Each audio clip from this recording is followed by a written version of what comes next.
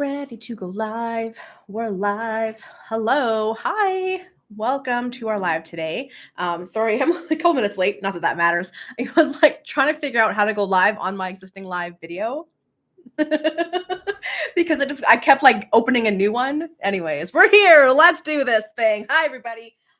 We have a fantastic lineup of questions today. I've just spent the last hour going into some in-depth responses and strategies and tips for you. So we're going to dive into those shortly. If we haven't met yet, hello, microphone. My name is Lindsay Johnson, aka the Radical Connector.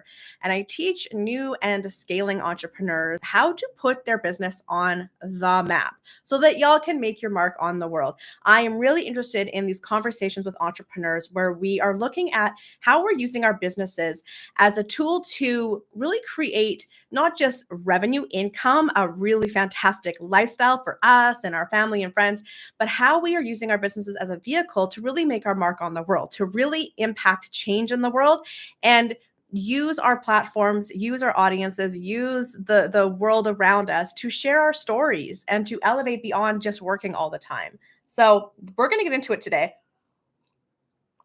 I'm super excited. I have my water. I have a little bit of Coke Zero for a pick-me-up because last month I was running out of steam really quickly. We're going to get to it with our notes. Let me find them. Here they are. I have so many great things for us to talk about today.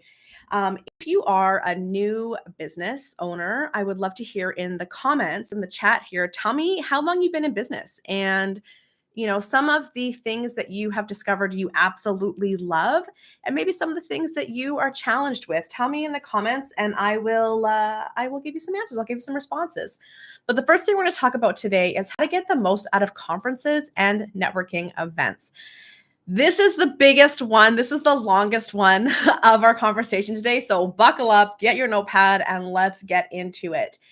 As an entrepreneur, it's really important that you are getting outside of your own bubble and you are getting into the world and meeting new people, whether that's online or in real life. But attending conferences or networking events, again, online or in real life, is a huge part of growing your business. And as I said earlier, if you're somebody who is interested in really putting your business on the map and making your mark beyond just the day-to-day work of what you do, you need to be growing your networks. You need to be getting yourself out there. So when we think about attending conferences or networking events, I really want to think first and foremost, before I even think of putting on my shoes, putting on my coat and heading out the door, the first thing I'm doing is I'm making a strategy. Okay. So often people show up to an event and they are not prepared. They are not prepared mentally, physically, with the game plan. They get there and they're like, what am I doing? Who am I supposed to talk to? What is the purpose of me being here? I'm totally overwhelmed. Oh my God. And why did I skip breakfast? Right? So we need to have a strategy. We need to be prepared. So the first thing I want you to ask yourself when you're looking at an upcoming conference or an event is, why are you going? Okay. Are you going to nurture yourself, learn something new, meet people? Are you the one that's going to be on stage and presenting or telling your story? Are you there to just have fun and let loose? I want you to think about, why am I attending this event? What is it that I want to get out of this event? Okay. The next thing is, who do you want to meet? All right. Are you looking for potential customers or clients? Are you looking for people that you can collaborate with and become referral partners with and do cool things with? Are you looking for other leaders? And perhaps you're just looking for friends. Are you wanting to go and just meet some friends? Right? Get very clear on the people you're looking for. This is going to go so far in making sure that you don't feel like you're wasting time. I hear this so much from people who go to conferences, who go to networking events. They tell me they hate it. They're exhausted. They're depleted. It felt like a waste of time. It is often because they're not thinking in advance about who they want to meet and why they're going in the first place, right? So we got to get those first two down. Then I want you to think about what you want the people to meet to know about you. Okay. So you know how people always talk about this elevator pitch, right? What's your elevator pitch? I hate elevator pitches. Elevator pitches are like this rehearsed pitchy thing where we go into this like automatic robotic voice and talk about what we do. I'm this and I help this so they can this. And it is the worst. And it is so boring. And it doesn't always apply to every single situation. So when you're thinking about, why am I going and who am I looking for? You need to think about, what is it that I want them to know in this moment about what I do? or why I'm here? What is relevant to the person that I'm talking to? This is so, so important because that's how we get out of, again, feeling like we go to these events and they're a waste of time or we don't make any good connections. We have to get out of thinking in autopilot and just giving the standard answers. We have to really think about who is this person I'm talking to and what is important for them to know about me and why I'm here today. And then finally, where do you want the conversation to go? Right? You're meeting this person, you've told them what you do, you're having this really awesome conversation. And then it's really common to get to this point where you're like, okay, well, now what? What do I do? Where do I go with this? Right? Or we know where we want it to go, but we're kind of panicking or climbing up or tripping on our words because we don't know how to smoothly like move this conversation to the next level. Right? Give me a like a hands up or that's me. If you've ever been in that situation in the chat where you're just like, I don't know what to say.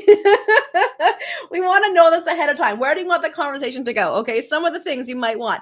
Do you want to explore working together with the person that you are talking to, right? So that means, do you want to invite them to some sort of discovery call or conversation, right? Or a meeting? Do you want to help this person with a challenge, make an introduction, or share a resource, right? Do you want to invite them to your community or an upcoming event? Do you want to talk about collaborating on something? Do you want to ask to speak to their audience or their community in some way, right? Do you want to explore mentorship or getting support for yourself? Are you wanting to ask for introductions or resources? And maybe it's even just to go for dinner and hang out and get to know each other. If you think ahead of time, this is the person I want to meet. This is what I want, why I want to meet them. And this is what I hope happens after we first connect. This is that next step I want us to take together. If you know all that ahead of time, it allows you to be prepared and then to just show up and be in the moment, right? We want to think preparation, preparation, preparation, especially if you're a neurospicy person like me. You want to know what you're going to do before you get there, because sometimes we can get excited or nervous or just even tired, right?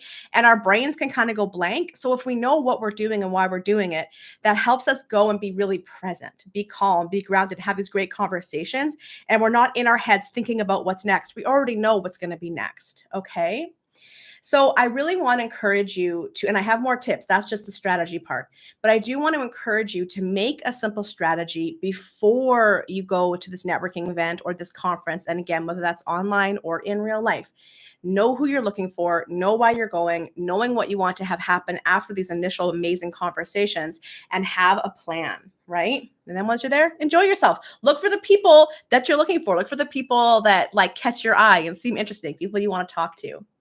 A couple of general tips as well to help you have a better experience. And this is definitely more for in-person things, okay? Number one, eat first. I know that the event might have food, but whenever possible, eat before you go. And here is why. It can be really awkward to eat at functions, especially if you're shaking hands, exchanging business cards or contact information, or even just talking. When you have a handful of food and drinks and you're chewing and you're eating and you want to talk, but your mouth is full of food and then you got stuff stuck in your teeth, or you do I have lipstick on my teeth? No. Or you accidentally, spit your food. You ever done that where you spit your food on like someone's collar? Oh my God. It's awkward to eat when you're networking, when you're talking to people, okay? So if at all possible, eat before you go. Now, if it is a thing where it is a sit-down type dinner or a brunch or whatever, that's fine. Sit down, enjoy your food, but take your time and understand that the networking and talking will most likely happen after y'all eat, okay? The other thing is don't arrive starving. That's something that happens, especially for after work type events. We go right from work to this event and we are starving. And then what happens is we can't even hear the people, especially if you're like me and get hangry.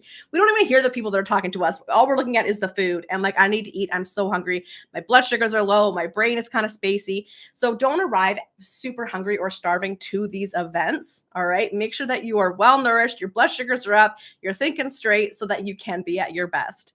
My next tip, if it's a full day event, bring snacks.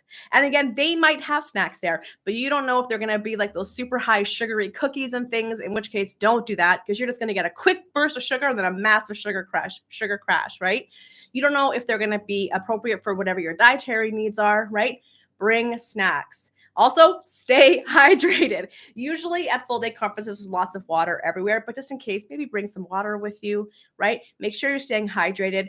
Bring mints. This is another one, especially if there's going to be eating, because these people are always serving onions and hummus and garlic because it tastes good. But then we have to talk to people after. So snacks, hydration, and water are really good to have to just kind of keep you going. And if you're like me, sometimes I'll be like, where can I go get a little Coke Zero or something? Because I need a little caffeine, a little bit of a sweetness to keep my brain going. All right. Next thing. Are you there to nurture yourself and learn, or to meet people? And this is a really important distinction to meet. Again, when I talk to entrepreneurs who tell me, I went to this event, but there wasn't much opportunity for networking. We were just sat in chairs the whole time listening to speakers. Listen. Are you there to meet people, or are you there to feed yourself, fuel yourself? I am there to listen to the speakers. Because if you're there to listen to the speakers, sit in that chair, take those notes, absorb it, fuel yourself, feed yourself, right? But if you're there to meet people, you're probably going to want to get out of those chairs. You probably want to go to the lobby or any kind of lounge area or networking area. You're going to want to go to where you can go and talk to people. Okay. So this is something I learned like ages ago when I don't even know what, probably my early 20s. Because we as a family, weirdly, my mom was always bringing us to conferences and retreats. I've been on the conference circuit since I was a teenager.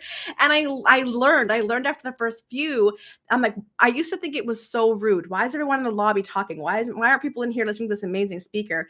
And then you realize, well, I can watch this person's TED Talk. I can listen to their podcast. Like what they're saying now, they've said a million times online somewhere. I can get that anytime.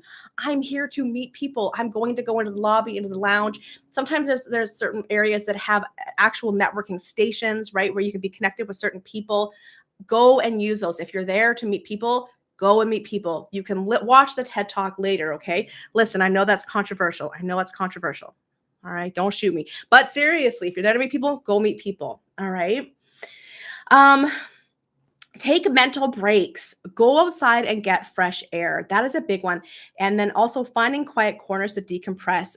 If you are there to meet people, and there's a ton of people, and again, if you're neurospicy like me, I love it. I'm an extrovert and I love all the energy and I love meeting people, but also I get overstimulated very quickly when it's very noisy and there's lots of people and lots of talking. And I can feel when my brain starts to get a little hot and kind of power down.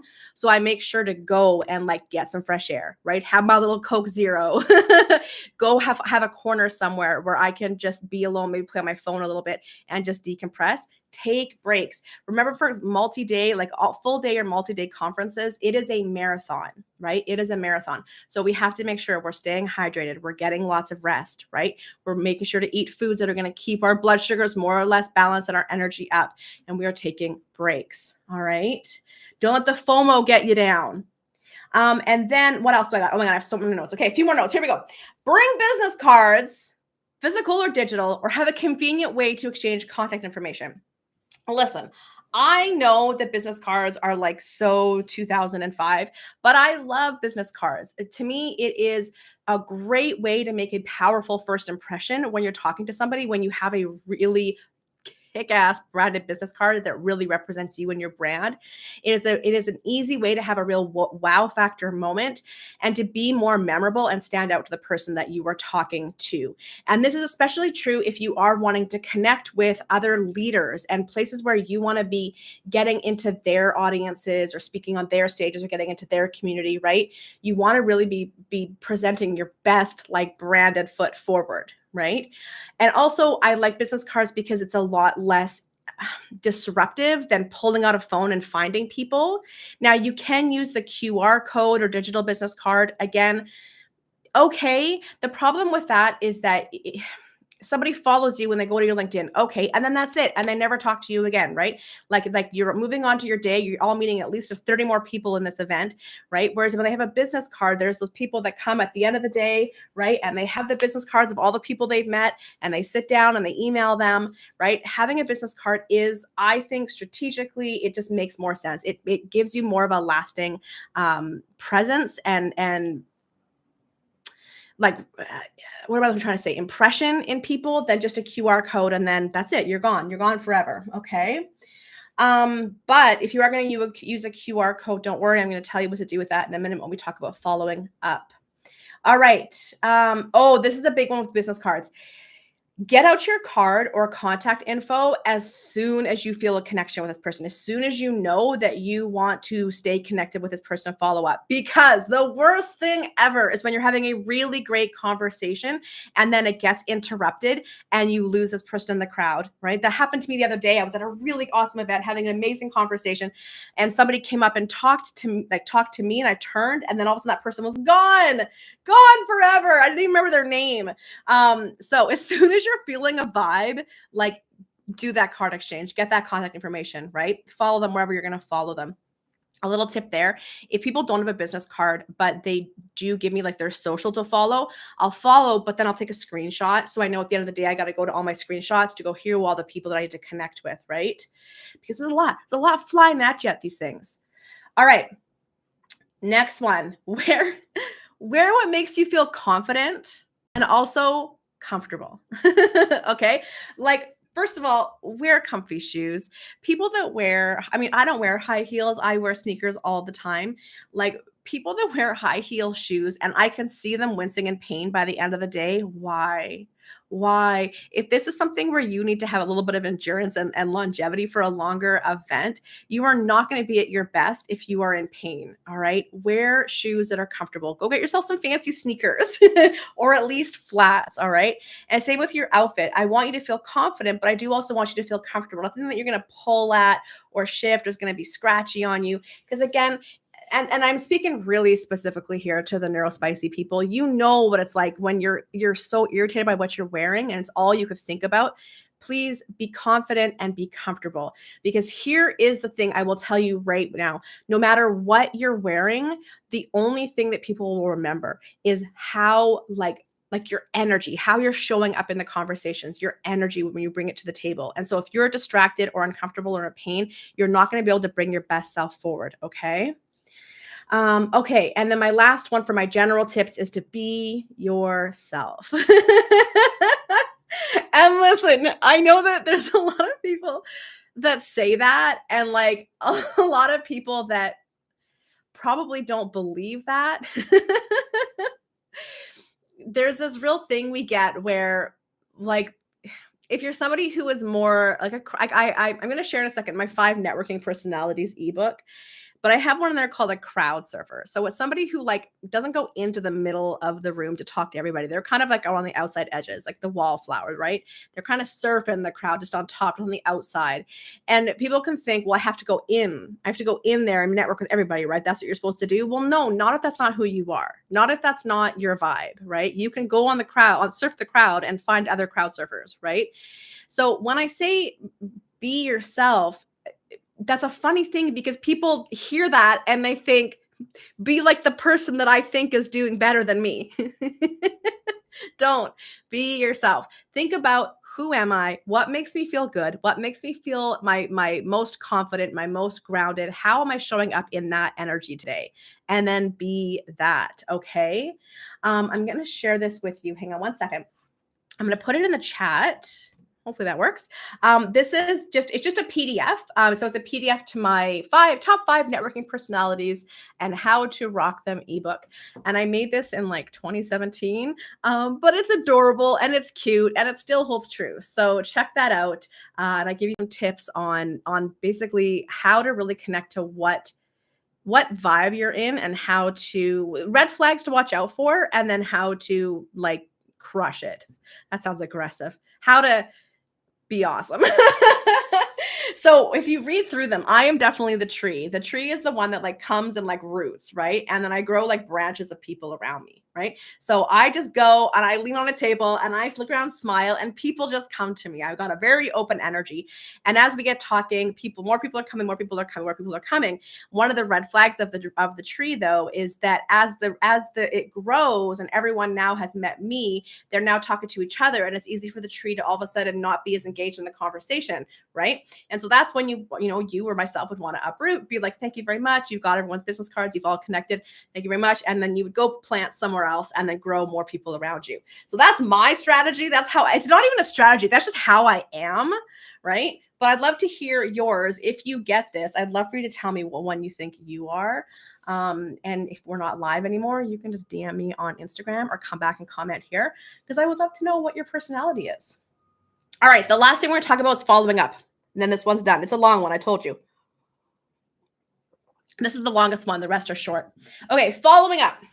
So remember this, don't let this, I want this burned into your brain, okay? The event isn't over until you've sent your follow-up emails or DMs, right? The event isn't over until you've followed up. But listen, following up doesn't have to be gross or cumbersome or even hard. I'm going to show you how to make it really easy. I have signatures, and I use Outlook, and I have signatures. I know if you use Google, you can use templates for everything. And remember earlier when we talked about why do you want to connect? Where do you want this conversation to go? So for me, it's generally going to be come follow me on YouTube, join my YouTube lives, or it's going to be, like come book a call with me or come and apply to be on my podcast. Like I know where I'm sending people, generally speaking, when I am going to network, right? So I have pre-written signatures in my email ready to go. And this helps take the thinking out of it.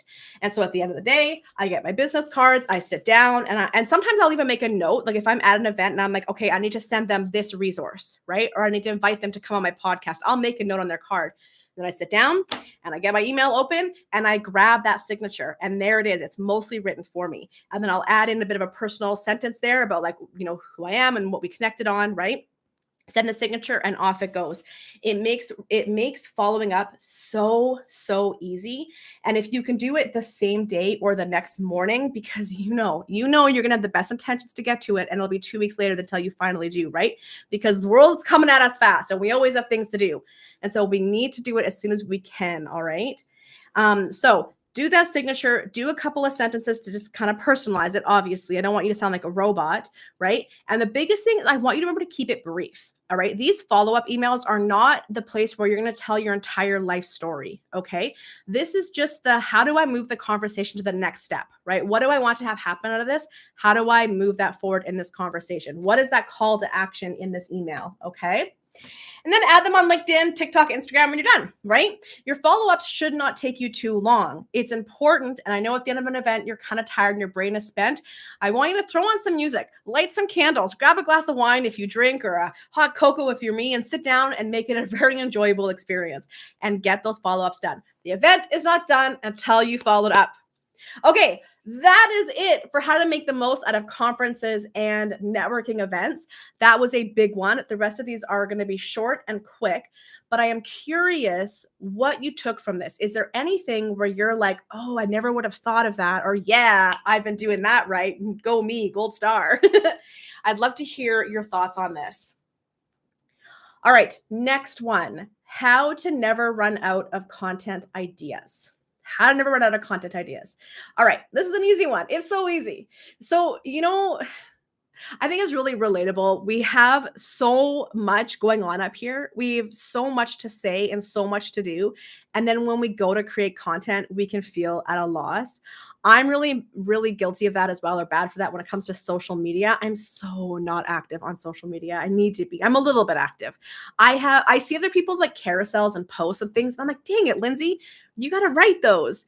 But, that would require me to get my brain to slow down enough to actually sit and do it. But you know what I mean, right? You sit down and you see other people's and you're like, I know that. I could have shared that. Why didn't I? Right? Or we just get into this like overwhelm of there's so many things I could be sharing. What should I share? Right?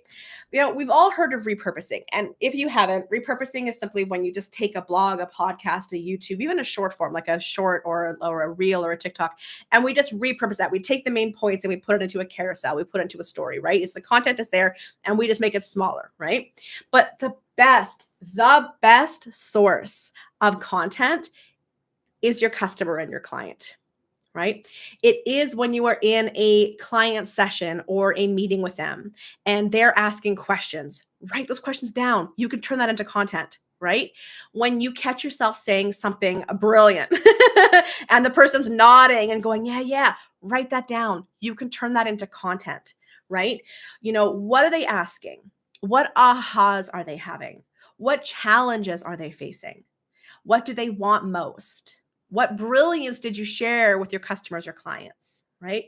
What did you say while on a podcast or from a stage, again, online or in real life, that had people nodding their heads, right? Or blew you away because you're like, dang, I'm smart, right? I'm good. I want you to look around at the conversations that you're having with your customers, with your clients, when you're talking to them, when you're working with them. I want you to write that down, whether it's notes on your phone or you've got a notepad somewhere or a Google Doc. Start collecting this really like poignant of the moment types of content based on the questions and conversations you're having, the advice that you're sharing, and turn that into content. It is going to be your best content. And you can take it all. You can make a blog, a YouTube, right? A podcast. You can do carousels. You can do so much from that. And you're not left going, well, what should we talk about? Well, you've got a list right there. Make a list. I have a giant list in my phone, a giant list. Many of the things that we're talking about here, all of the things we're talking about here, they literally have come from my meetings with clients or people inside my Get It Done Club or inside my academy. When I'm talking to them or training or teaching them, I'm going, let me write this down. This is to be on our YouTube live. Okay. So that's the most easiest, I don't know how to say it, more easy, 5 times easy, 20 times easiest way to never run out of content ideas. Use what you're already saying to your customers and clients. That leads us into number 3. I lied. Number 3, why cold calling and emailing is a waste of time. Let's talk about cold calling and cold emailing. I hate it. Tell me in the chat if you are somebody who gets those super effing annoying emails, text messages, phone calls where the person doesn't know you, doesn't know what you do, doesn't know what you're about, doesn't know what you need, and they're telling you they have like the best, most life-changing thing ever that you absolutely need to get right now. Right? The worst. Do you know what I realized? My email, because I'm getting so many of those, and my email's on LinkedIn. I can't figure out how to get my email off LinkedIn. I need to Google it in a second.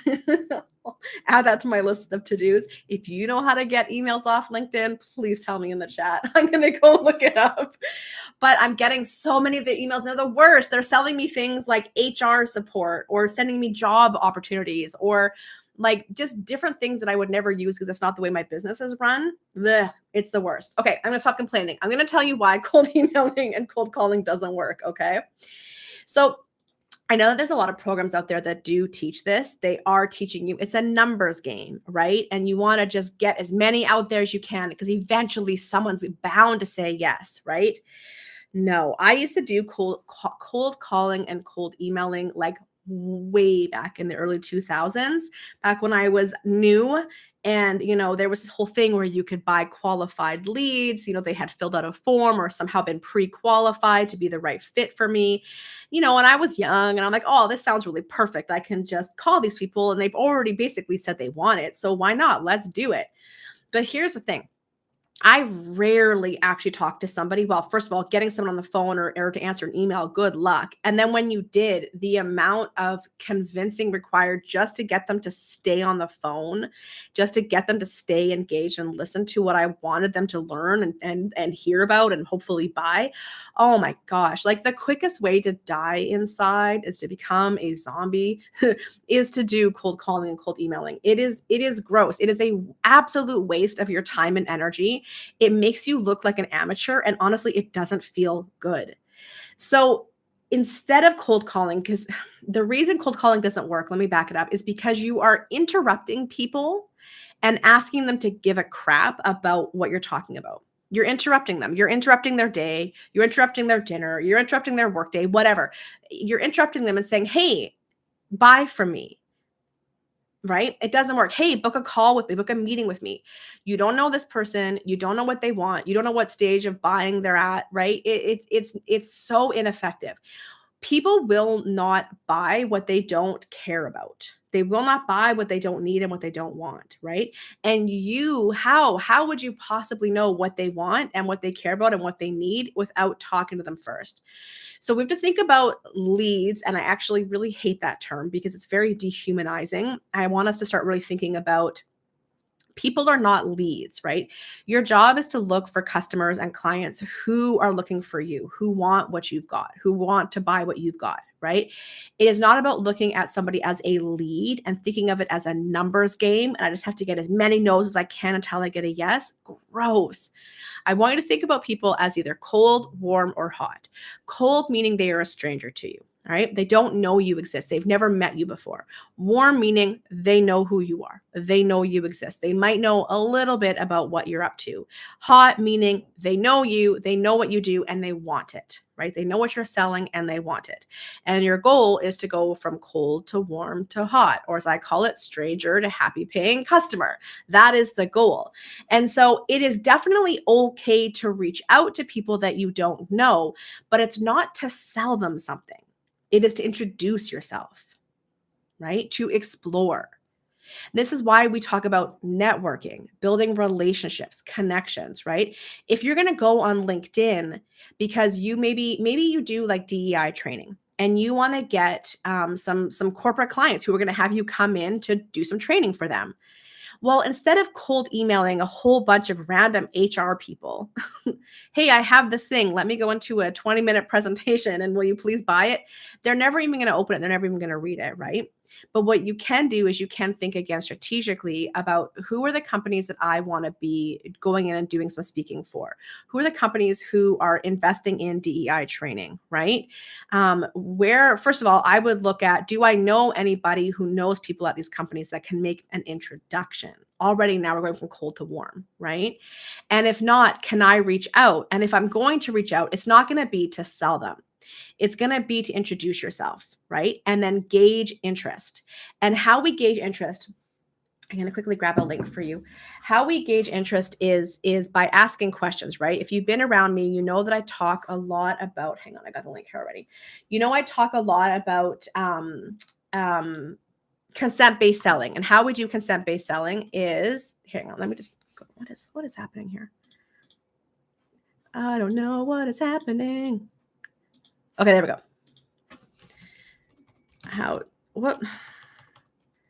How to sell without selling. I'm giving you my my how to sell without selling video. So how we gauge interest, how we use consent is we ask yes, no questions, right? So you might say something like, hey, I'm so-and-so, this is what I do. Is your company currently looking for DEI educators? Yes or no, right? It's a yes or no. Right? And what people tend to do is go, hi, I'm so-and-so, I do this and I do this and I do this. And I see that you do this and you probably need this. And this is going to help you so much. And if you're interested, click here and book a call. Like it's too much. Let's go with a simple, hey, this is me. I see this is you. I'd love to connect because this is what I do. Is your company currently looking for someone like this? Right? How easy is that? Right? And so, you know, it's okay to reach out to people cold. But you can't go with a massive sales pitch. It has to be a couple of seconds introduction, explore if there is any openness to even talking about these things first. Okay. As I said, your job is to turn people from warm to cold. No, from cold to warm and warm to hot. And so if we think about that in going stranger to knowing I exist, that's going to be through networking and making connections, asking for introductions, right? That's going to be through public speaking and getting yourself into other people's audiences. That's going to be through, you know, building a community and bringing people into your world. Right. And then through, of course, content marketing, whether that's SEO, like YouTube, blog, podcast, whatever, right? Social media, and then email marketing, right? It's all about bringing people who don't know we exist, using those 4 strategies to start to bring them into our world, right? And then to turn them from warm to hot. That is the nurturing. That is the building the relationship, right? So it's to continue to build relationships, to get to know people, to create content, to do all these things that warms people up. Right. And sometimes that process, I know I'm talking a lot on this one because every business is so different. And so everyone's sales process is so different. For some people, like for myself, I can move people from cold to warm to hot in like a few days. Right. For other people, especially if you're like in a B2B situation, because I'm B2C, business to consumer, business to customer, right? It's me directly to my customer. But if you're a business to business sales model or business, you know, that process, that stranger happy paying customer journey can be months long. right? And so you're gonna do different things to go cold to warm, warm to hot along that process. And your job, like your number one job as an entrepreneur, is to know that process. You have to figure out what those touch points are, what those steps are that work at getting yourself in front of the people who are looking for someone like you already, and then warm them up into buying from you, right? And you notice I say warming them up, right? Letting them get to know you, building that know, like, trust, right? Moving them through the sales journey using consent, using yes, no. We don't ever do manipulation. We don't do coercion. A lot of that cold emailing and cold calling is based on manipulation and coercion. They're teaching you a script. They're teaching you tactics to use, right? Templates. No, it's not about that. It's about building relationships. So I want to share this with you right now, this link. If you don't already have this yet, hang on, I'm going to click right here. There we go. This is my 4 business building basics every new entrepreneur needs to know. This is where I take you through things like how to do market research, how to get to know your market, how to connect with them, how to have these sales conversations. And then I sent you already the link for how to sell without selling. The last thing I want to send you here on this one is it's a template. It's called my perfect sales free sales call template. And so what I do with this is I teach you how to have a amazing 30-minute sales call where it doesn't feel like you're selling. It's just having a fantastic conversation at the end, there being an opportunity to say, is this something you'd like to explore, or are we good, right? The other thing I want to mention in the 4 business building basics, when you get that, a new addition I just made to that this month is I've included my 20 free sales scripts. So what they are is they're actually 20 questions that you can ask to open up the sales conversation. Because again, I know this happens for folks, right? You get having a good conversation with someone, you see a potential to do a sale, and you kind of panic because you don't know how to move that conversation forward. And so I give you 20 different questions, and I include, I think there's 44 examples. I include all these different examples because there's different times that you use different questions, and I include different examples for different types of businesses. Okay. So go grab the 4 business building basics, and that you're going to get all of the goodies in there.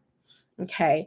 But bottom line is you cannot interrupt someone's day, interrupt someone's life, and try to sell them something when you don't know them and they don't know you and they don't care.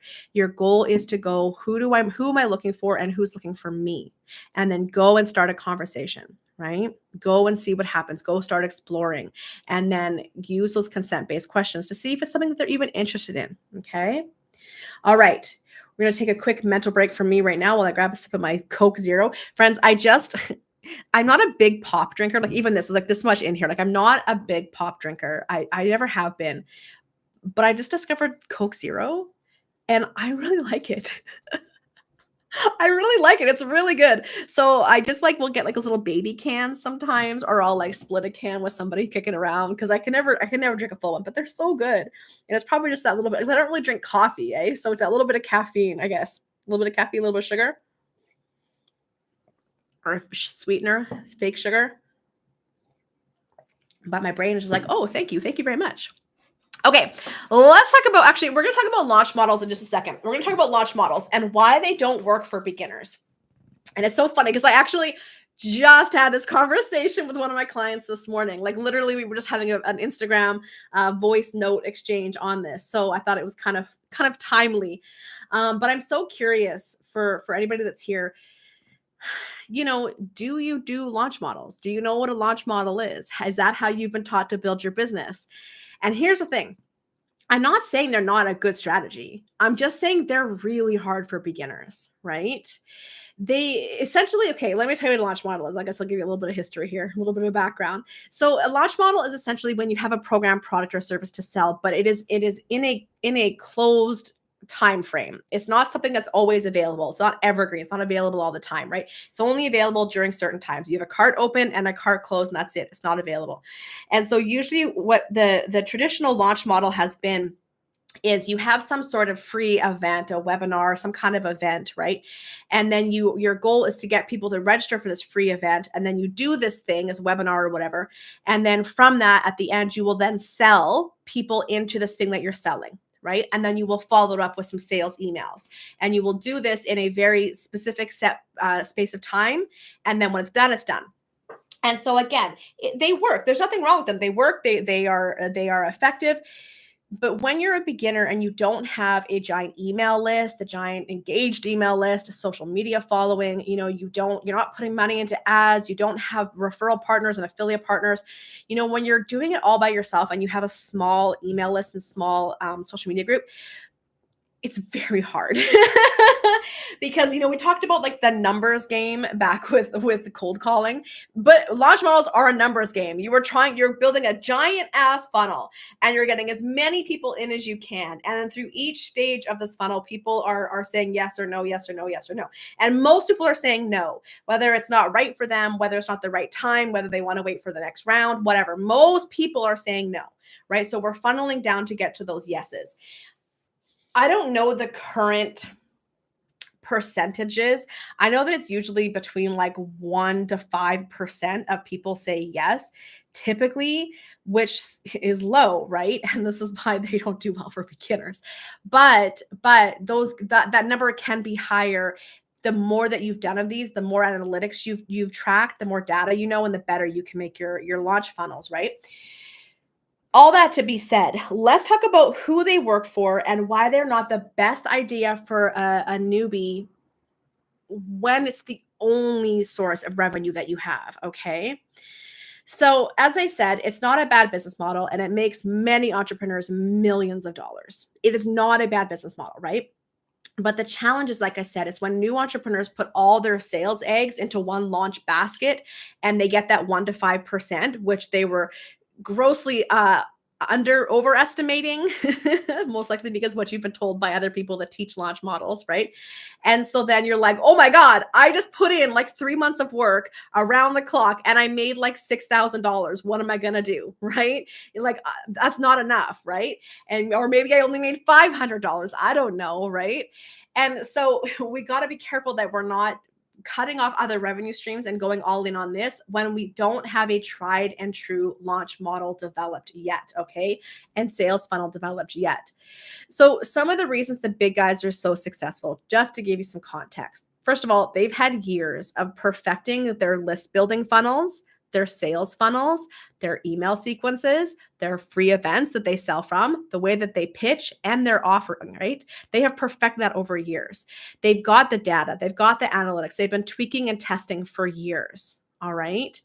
They're focused on building a large engaged email list and social media following. So they have been focused on that for years. They have thousands and thousands of people on their lists, right? They have affiliate partners who share this free event or this thing they're selling with their audiences. So they're not even just talking to their own audiences. They have affiliate partners who also with giant events or giant lists and audience they're promoting to, right? They get themselves into other people's audiences to continue to build their email list and promote their event, whether they're on podcasts or summits or lives or whatever, right? They have huge marketing and advertising budgets. So they've got ads everywhere, pulling people into this free event, into this funnel, right? They do not do it all themselves.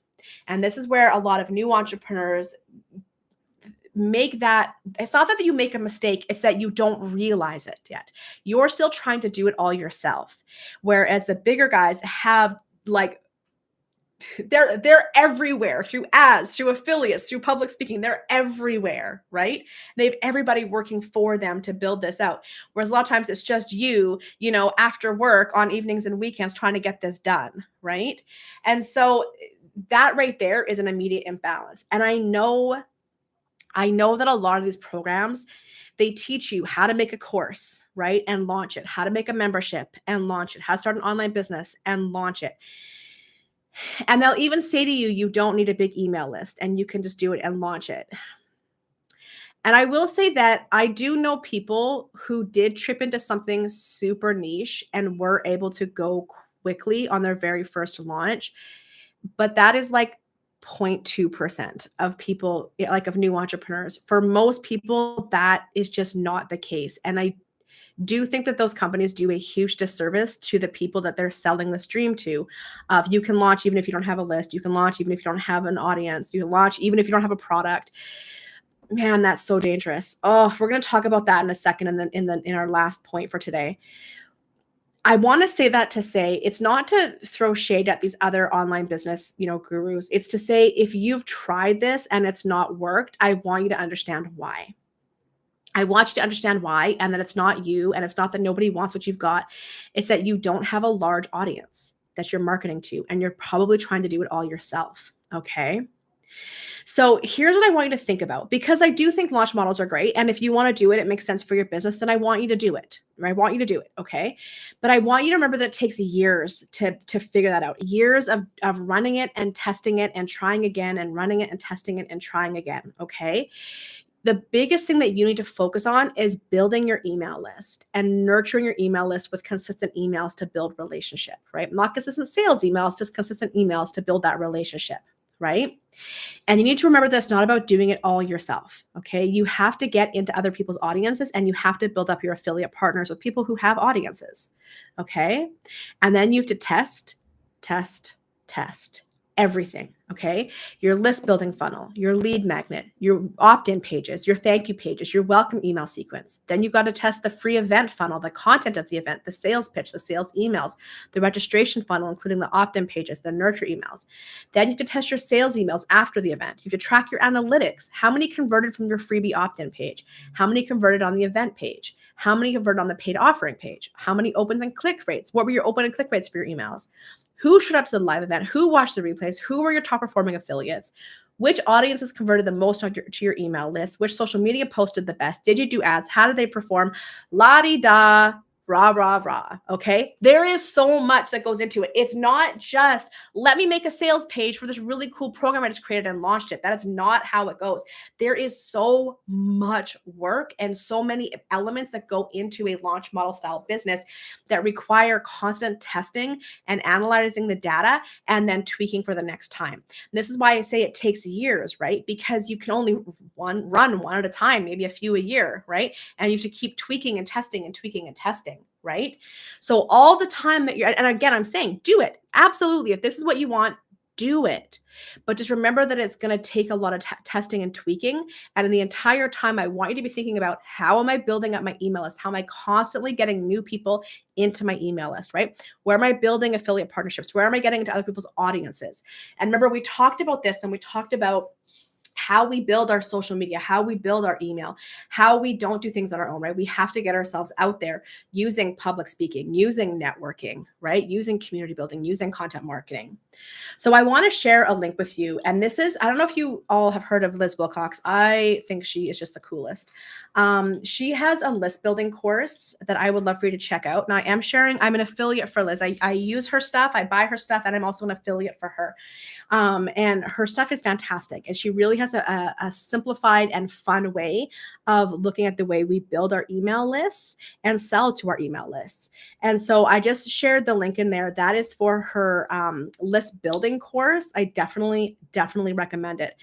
Email list building, again, it's not just about saying, oh, let me open up a MailChimp. There, now I have an email list. Yeah, but how do you let people know that it exists, right? And we're going to talk about that in a second when we talk about the build it and they will come myth. So I want you to think about, if I've been trying a launch model and it's not getting the results that I wanted, I want you to think about what I just said and go, okay, am I comparing my year 1 or 2 launch model to people's year 10, right? Year 5, right? Like, am I doing it all myself when these people are having like many hands getting this out there, right? You might even know, and this is something that is very common, early on, is you might not even know if the free event you're doing is the right one, or if the sales pitch, are you more focused on the features and not talking enough about the benefits? Is the sales pitch not very good? Is the offering that you're selling itself needing some work, right? There's so much learning that happens in the first few years of business. And a lot of times entrepreneurs get a lot of things wrong before they start getting things right. So if it's not working for you, I'm not saying to give up. I'm just saying there's probably some learning that needs to happen here, and more practice and more tweaking. Okay. And stop doing it all on your own. All right. So when it comes to launch models, your job really is to think about, okay, how am I focused on building my list, my email list with new people? All right. And then how am I also thinking about diversifying my revenue streams so the launch isn't my only source of revenue? I have other sources of revenue that I can be counting on if a launch doesn't do as well as I needed it to do, and I got to pay my bills. All right. Give me your thoughts. I'd love to hear your thoughts in the chat on that. And then we have one more question, and then we are done for today. We are powering through. I'm just making sure I didn't miss any links that I wanted to share with you. Not yet. I think I got them all here so far. Yeah, that launch model is a big one. All right, taking a quick mental break before I switch gears. We're going to talk about the build it and they will come myth. So the build it and they will come myth. The build it and they will come myth. Listen. Do you know where build it and they will come comes from? Have you heard this before? Because depending on your age, you probably don't know the source of this quote. This quote happens to come from my dad's favorite movie, Field of Dreams. Okay. And it is based on a man who heard a voice who told him to build a baseball diamond in his cornfield. And then once he was done, the ghost of his father came to play catch with him, as well as some of his baseball buddies. That's where it comes from. Build it and they will come. It is a plot of a movie, a good movie, but a movie. And yet that has worked its way into the vernacular of entrepreneurs everywhere. Build it and they will come. Build it and they will come. No, that is the number one business killer you will ever tell yourself or somebody will ever tell you. All you got to do is build it and they will come. All you got to do is build a website and they will come. All you got to do is build a free event and they will come. All you got to do is build a workshop or a cool new program and they will come. All you got to do is build an email list and they will come. No, Sandra, oh my God, no idea. I know, Sandra, right? No one, because all the youngins, this is like the 80s, I think. Like it's an old ass movie, right? But that's what people think. They think all they got to do is build it and they will come. And it is killing your business, killing it. So nope. I wrote, nope, no way. That's absolutely not how businesses are grown. It's not how anything is grown. Businesses are active. They take action. They require us to be engaged at every point of its development until we're at a point where we can scale and hand things off, right? So I want you to think about when a course or a book or a program or an online business guru, when they're teaching you to do something, I want you to start looking past the build it phase. Are they teaching you how to get people to come? Are they teaching you how to get into new audiences, how to get yourself out there, right? Building is the easy part. Marketing and selling is where the work is, all right? So let me look at my notes. Some of the notes that I've got here. So things like, this is something that I'll see often, is these courses will be like, they'll spend 90% of the time teaching you how to build the thing. And I mean, if you've ever taken a course or a program, you've probably built the thing 50 times over. You've gone through the exact same process every time. Who is my ideal client avatar? What is it they're struggling with? What is it they want? What am I selling? What am I calling it, right? How much does it cost? You go through that over and over and over again. But then the 10% is maybe telling you, great, now post on social media. Great, now email people. But they're not telling you how to grow your social media, how to grow your email list. Because the thing is posting to your social, posting emails to your email list, your existing email list, that's not what grows your social media. That's not what grows your email list, right? So it's more than just make the thing and then post it. You have to think, okay, but how am I pulling people into my world? And this is a lot of what we talked about today, right? How am I getting in front of the people who need to know that I exist and pulling them into my world? Okay, so we talked a little bit about the 4 fast and free revenue generating activities, right? That's what I teach. That's a part of my programming. It's what I teach. So the first one is that networking, right? We talked a little bit about that with going to conferences, going to networking events, being on LinkedIn, whatever that is, right? You can network everywhere. You can network in Facebook groups. You can network on TikTok. I love networking on TikTok because the algorithm is always showing me people that are kind of similar to me. And so when I say networking, listen, that's an official word. You can say connecting. You can say making friends. You can say building relationships, whatever it is. You are taking a stranger and turning them into a friend, professional friend, personal friend. It's just a stranger into friend and then nurturing that relationship. That's all it is, right? So where are you networking and growing out your networks? And I want you to remember that when you're networking for sure for potential clients and customers, absolutely, right? But you're also networking for collaborators, right? Those affiliates we talked about, people that you'll do things with. You're networking for leaders where you can get onto their podcast, get into their audience, right? You're even networking for friends. Who are people in your industry that you want to make friends with, right? So there's the networking side of things. Then there's the public speaking side of things, right? Where are you getting into other people's audiences? All right. Remember that if you go live into your own Instagram, even me right now going live into my own YouTube, this is not building my audience. This is technically not public speaking. What this is content marketing, right? I'm speaking to the people who already follow me. It's not a lot yet, so please come and follow me. Right? But this is considered content marketing, not public speaking. But if I was doing a YouTube into somebody else's channel, now we're talking about public speaking. When I'm on a podcast, when I'm on a stage somewhere, right? So how are you getting onto stages? How are you getting into podcasts, into other people's lives, into summits, into panels, right? Into lunch and learns, into workshops, right? And that's going to come from the networking that you do. The networking is what's going to lead to that, right? And then we talk about community building. How are you building a community of champions and cheerleaders, of potential customers and clients, right? Of biz besties, right? Of affiliates. How are you building a community, right? And we really want to think about that as a container, because the internet is like a bottomless pit of awesomeness, sometimes terribleness, but it's never ending. There's gazillions of people on the internet, right? So how are you building a container where you're pulling people who are aligned, who are picking up what you're putting down and putting them into a smaller internet container somewhere where you're able to get a little more back and forth conversation, right? How are you building out that community? And I like to think of my community as something that is bigger than my business, right? It's not a place where I just market my business. It is a place where there is a common goal or a mission, something that we are all collectively working towards, where we are there to support and engage and connect and network with each other, right? And then finally, content marketing is the fourth fast and free revenue generating activity. Content marketing, which is broken down into SEO, right? Blogs, YouTube, social media, and then email marketing. It's broken down into three things. So we need to be thinking about how we are approaching our networking, our public speaking, our community building, and our content marketing to get ourselves in front of new people, but strategically in front of the people who are already looking for someone like you.